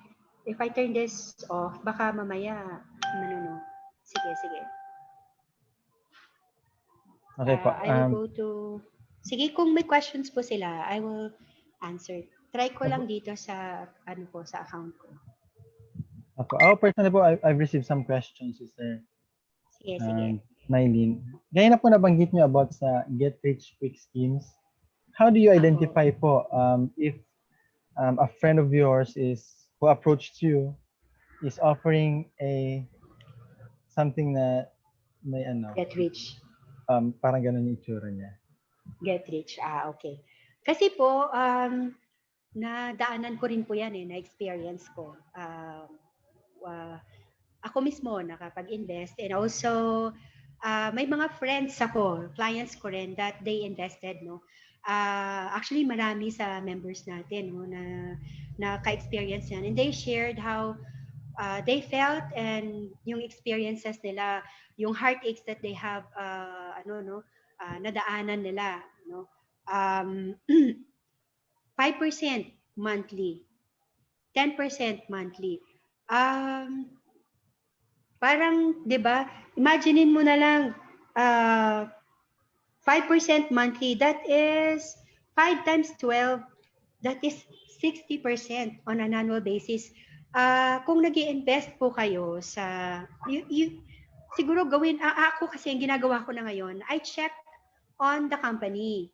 Ano po ba yung type of company na ito? How long have they been in the industry? Ganun po ang panuntunan ko ngayon, ganyan eh. Saan po sila kumukuha? Where do they invest the money? Kung mag-i-invest ako sa kanila, saan po sila nag-i-invest ng pera ko? Saan po nila dadali ng pera ko? And kasi kung that is a big company also, may mga financial statements din sila na ipapakita sa inyo and may mga websites sila. So you can evaluate by yourself. May evaluate mo, ito valid ito na company ito, na company ito. Parang ganun lang. That's how I approach it. Kasi ang dami pong mga kliyente na talagang nag-suffer po dyan. Totoo po, no? Thank you so much, Sister Ana po. We have a question po here. What age qualities daw po for the VUL? What age qualities do you require siguro ito for the VUL funds? Ano pong age requirement or quality? Age requirement sa VUL. Actually, you can join yung mag-save as young as, kasi ang anak ko I got one for my son. Ay, ito, nakikita mo ba ako?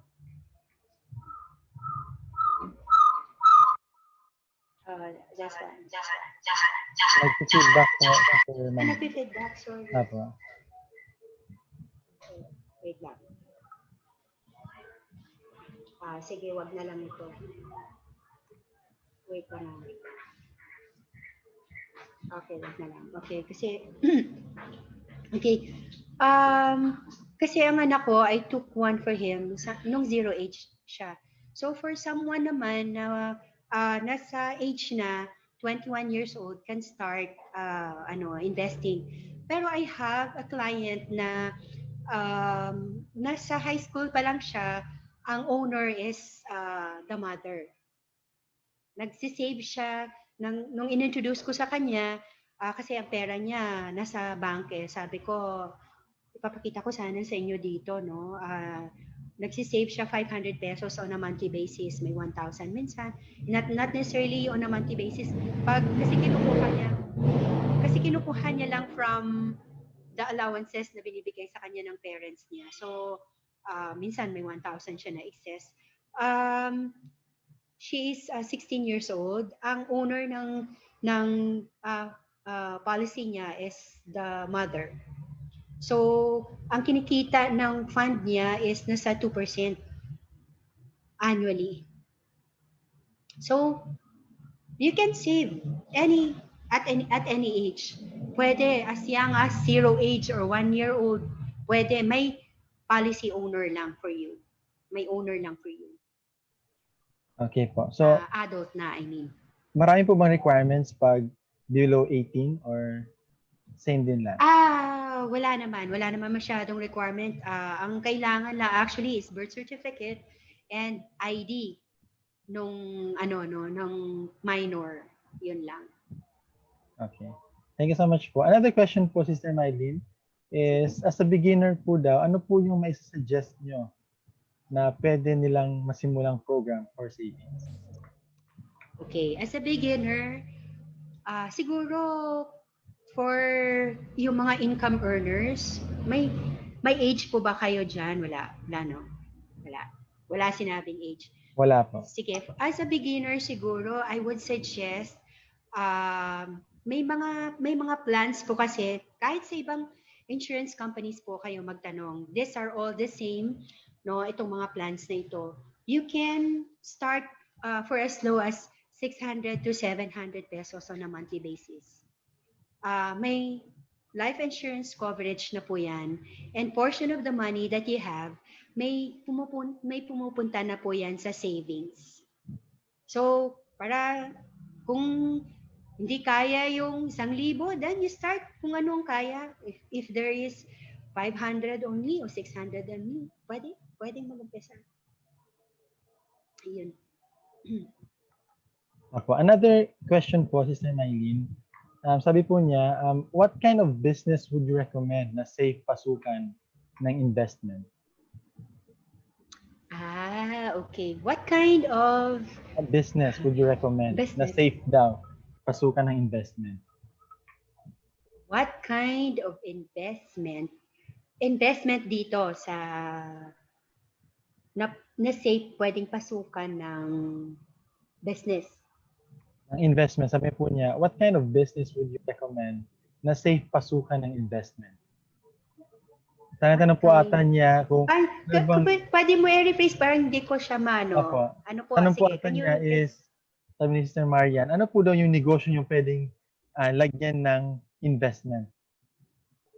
Na siguro, she's planning to invest. Okay. I got it.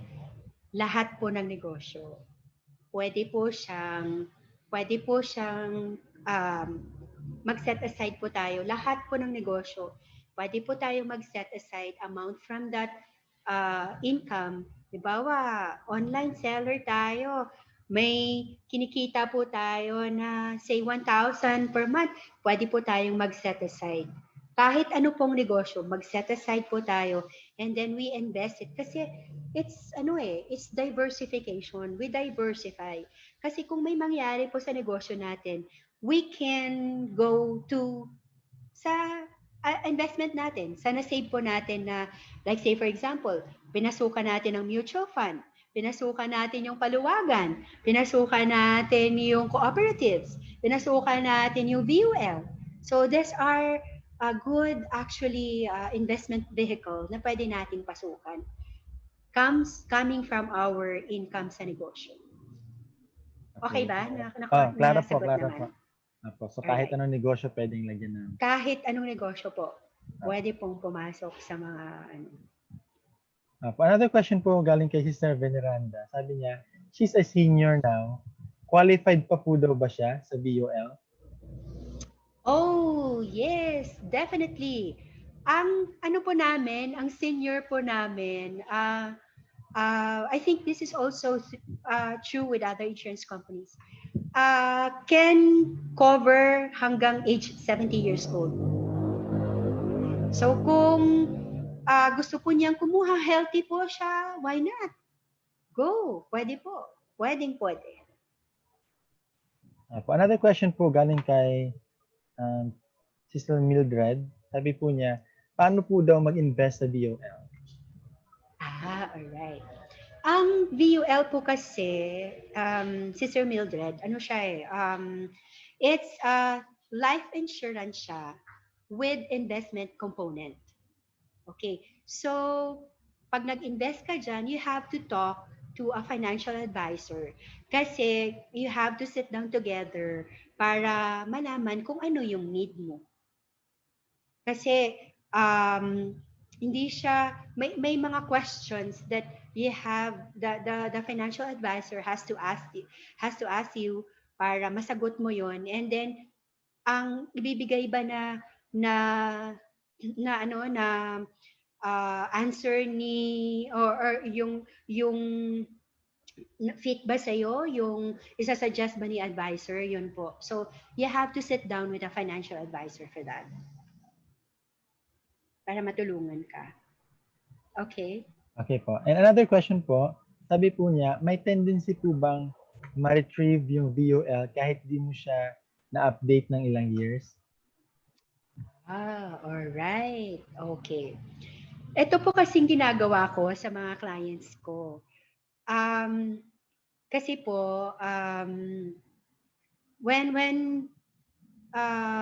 I approach clients, tinitignan ko po yung mga clients ko kung ako sila.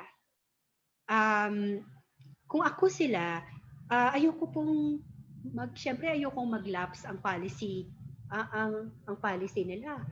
Ayokong mawawala yung pera nila. So what I do, i-explain ko yan ng mabuti sa kliyente ko. I tell them na kung hindi siya mababayaran, itong plan na to will have to be paid for at least 5 years, 3 to 5 years. Tapos I ask them na kung pwede, dagdagan nila during those 3 to 5 year period, ang binabayaran nila para hindi madaling mag-lapse.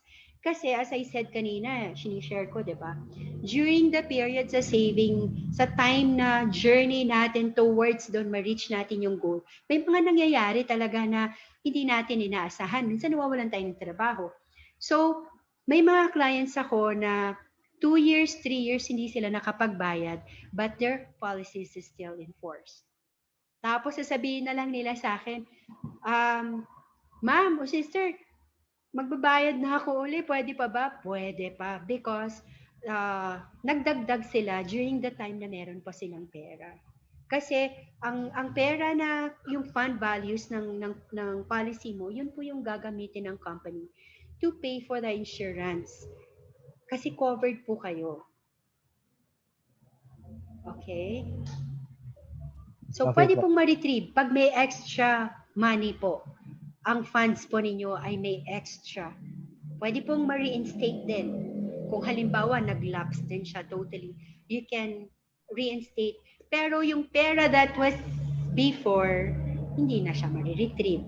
But you can reinstate and start over again. Within 5 years po yan yung reinstatement.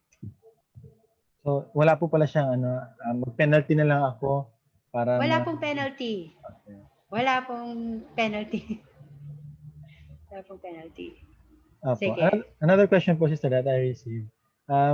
We've discussed daw is before the pandemic, yung scenarios before pandemic. So sabi niya, during the pandemic, what do you suggest we do to build our financial resource? Okay. Actually, tama po yun, as I said kanina, saan po ba tayo kukuha ng ng pera, 'di ba? During the time na nagtatrabaho po tayo while we are actively working, 'di ba? Sa amin po kasi ang husband ko is also an entrepreneur. Ang business po namin is ice cream. Okay?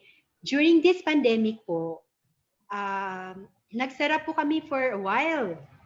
Nagsara po kami actually since March up to April. May, wala po pumapasok, pero natakot din po kami. Nag-usap po kaming dalawa and then sabi ko sa kanya, sabi niya sa akin, we have to do something. And then, I'm so grateful for this ACE, no? Itong mga training nyo sa ACE. One time, while we were discussing, there was one member na in-invite niya ako to attend one ACE training. And there was this one speaker na sabi niya, the word na talagang nag-instill sa mind naming dalawa is to recreate. Alam niyo ba, from the ice cream that we have, marami kaming na-recreate. Nag-recreate kami ng halo-halo ice cream, nag-recreate kami ng ice cream cake. So, ang ice cream namin na binibenta na nasa barrel lang siya, na will cost a client 900 pesos, 1,000, na recreate namin into 45 pesos lang, makakabili ka na ng halo ice cream. Ice cream na halo-halo pa at the same time. So, actually, ang husband ko, from all the kita, kumukuha siya, brothers and sisters, kumukuha siya ng amount, a certain amount, at nilalagay niya sa bote. At tinanong ko siya kanina, magkano naipon mo sa bote? Kasi sabi ko, tingnan natin yung bote mo. You know, this is pandemic, brothers and sisters. Wala din actually our business. Wala talaga. Talagang as in totally. Para ang hirap-hirap. Pero sa mga, naging creative lang. Naging creative lang. Nagbenta ng ice, nagbenta ng kung ano-ano, basta pwedeng mabenta. And sabi niya sa akin, nasa around 5,000 pesos. Sabi niya, Mami, I will not use this. I will put this as sa isang account natin doon sa sa investment. Sabi niya sa akin. So, brothers and sisters, kahit nasa pandemic po tayo, pwede po nating i-check yung ating mga expenses. Ano po ba yung mga expenses po natin? Baka pwede po tayong mag-reduce on that. Para po meron po tayong pang-save pa rin despite of. Okay? Nasagot ko ba? I don't know kung nasagot ko kayo. Sister, sino po ba yan? Naging creative lang po talaga kami. Naging creative lang. Wow. Thank you so much, sister. At least nakatulong po yung ideas na nakuha niyo during sa webinars. Opo. Okay. Another question po, sister. Di pa po before, yung husband niyo is wala daw siyang discipline. Hindi pa siya ganun ka, kumbaga converted sa idea of savings dun sa PUB, sa time deposit. Sabi niya, how do you encourage a spouse that does not have the discipline yet to save or invest? Okay. Kasi kaming mag-asawa, nag-sit down talaga kami. Sinabi ko sa kanya, in-explain ko sa kanya, sabi ko, eto po, Daddy, this is what is going to happen to us.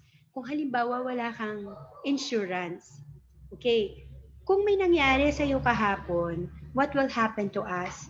Sabi ko, may trabaho ako, but I may not be able to continue my work. For the next 3 to 6 months, I will be grieving. Mawawala ka. Hindi naman ako masaya na nawala ka. So I will be grieving.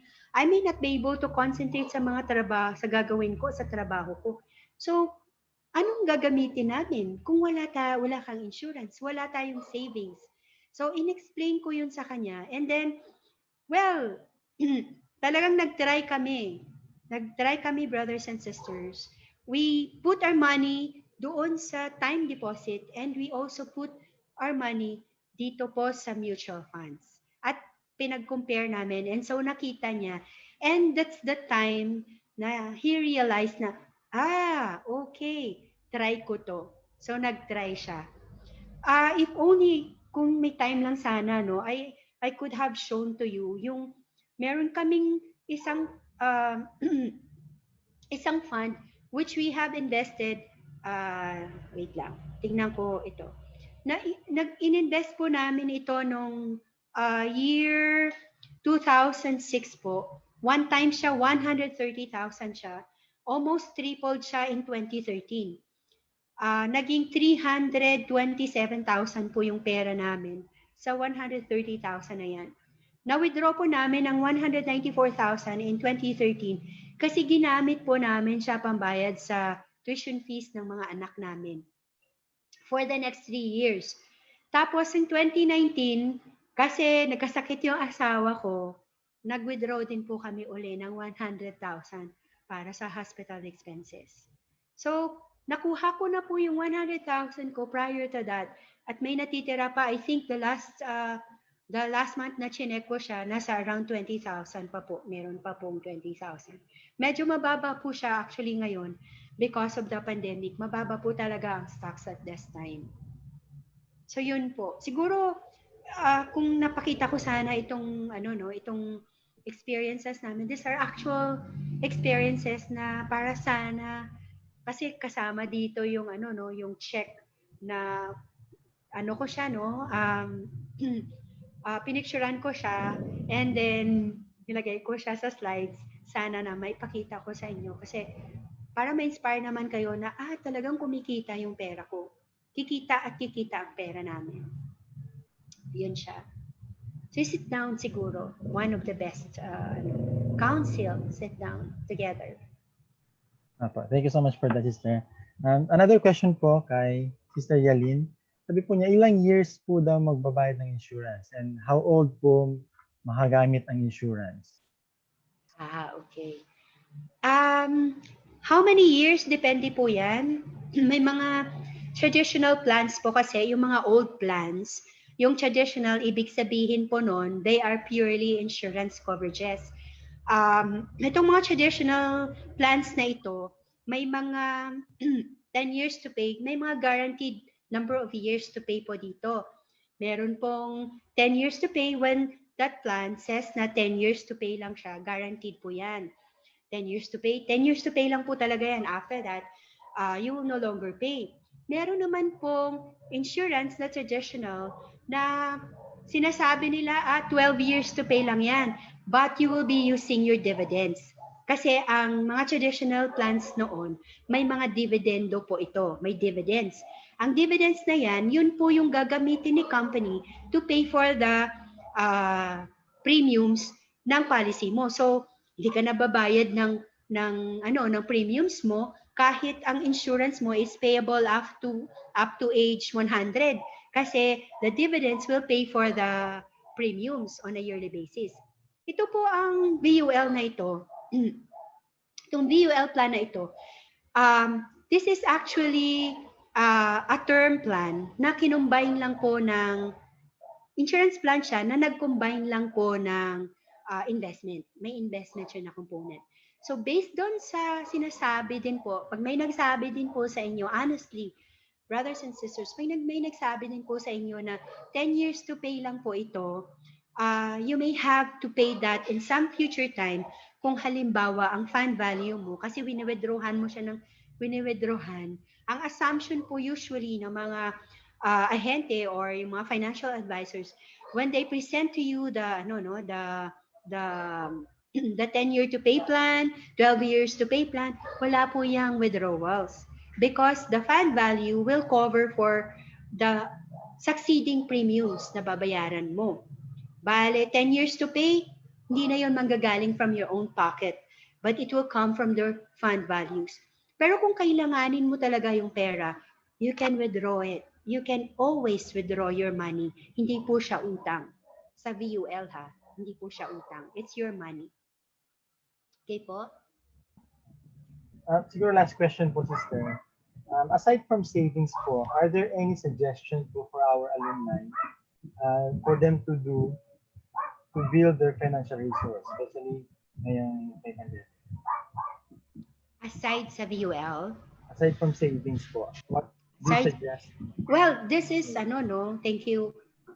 Aside from savings, savings account sa bank, this is what I am suggesting to you, yung diniscuss ko na variable universal life.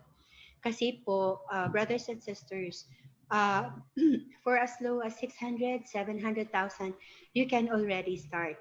At ang plan na ito, 2-in-1 siya. Merong insurance na if something happen po sa inyo, may maiiwan po kayo sa family ninyo. And at the same time, may fund values po ito.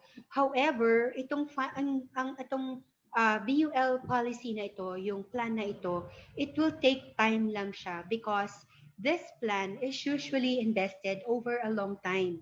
Yung long term po ito, hindi po siya pang short term. Ang short term po, kung gusto po nyo nang makuha yung pera ninyo kaagad, then you go for banks. Kasi safe haven po talaga ang banks for short-term needs, yung mga pang-emergency po natin. Pero kung long-term po, kung tinitignan po niyo 10 years, 20 years from now, ang pera ninyo, then you go for this plan.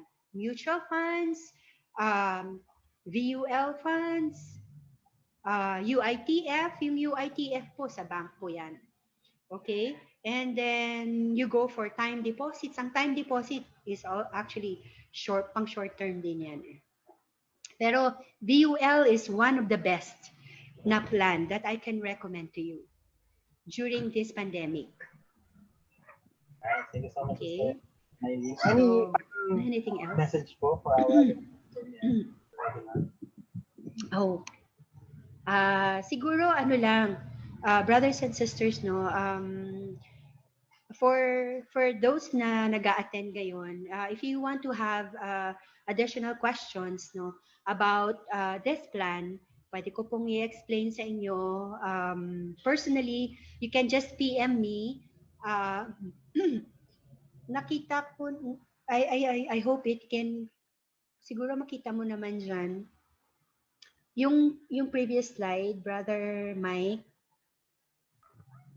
you can PM me some mga numbers. You can PM me some numbers na meron dyan. And also, ang ano ko po, MYLENE CHUA po, sa Facebook, ang Facebook page ko po is My Sun Life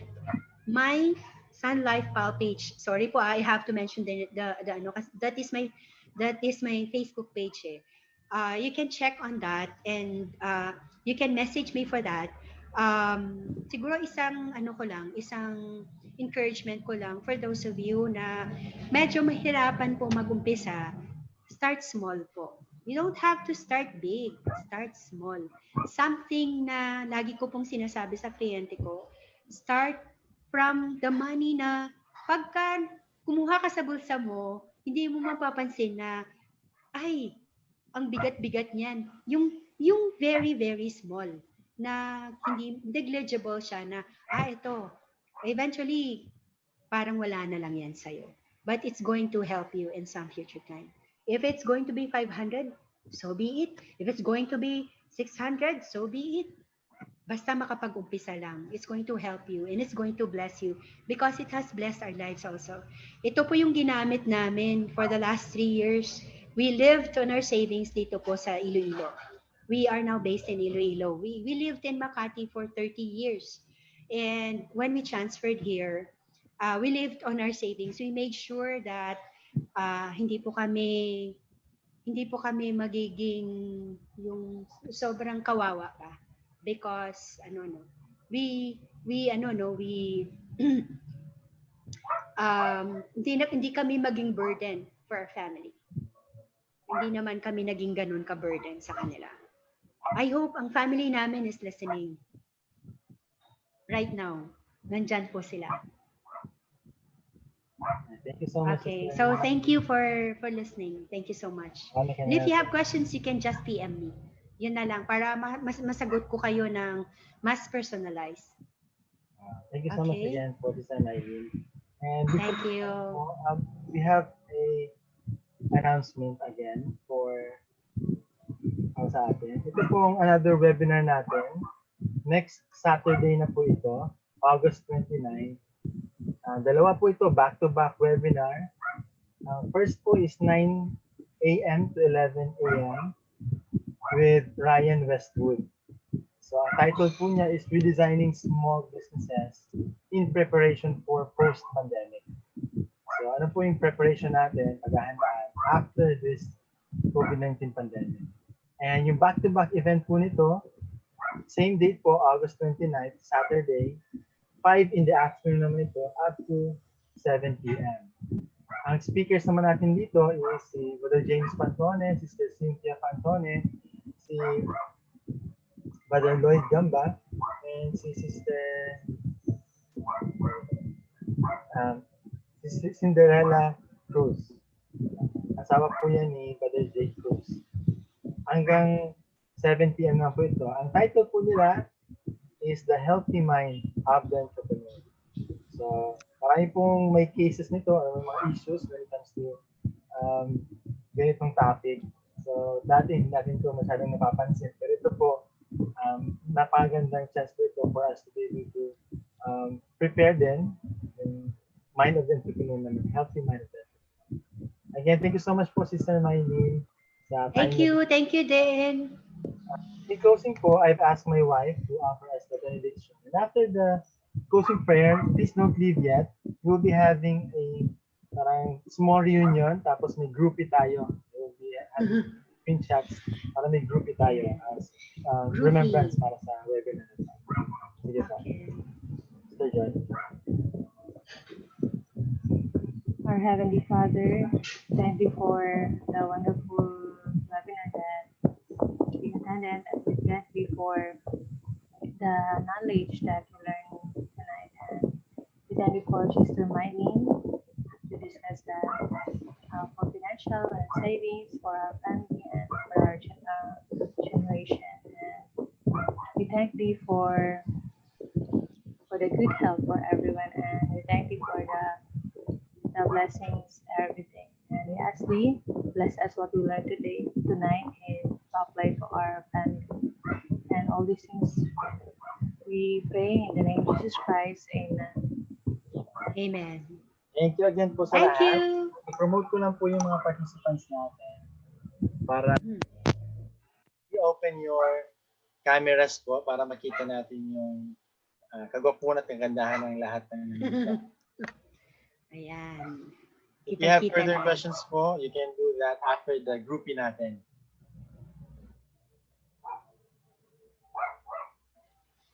Wait lang ha, medyo marami-rami ito.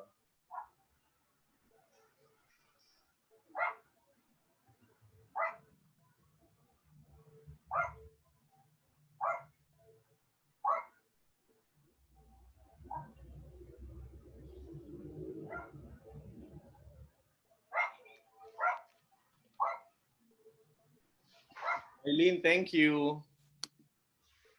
Thank you. Kumusta? Okay na okay.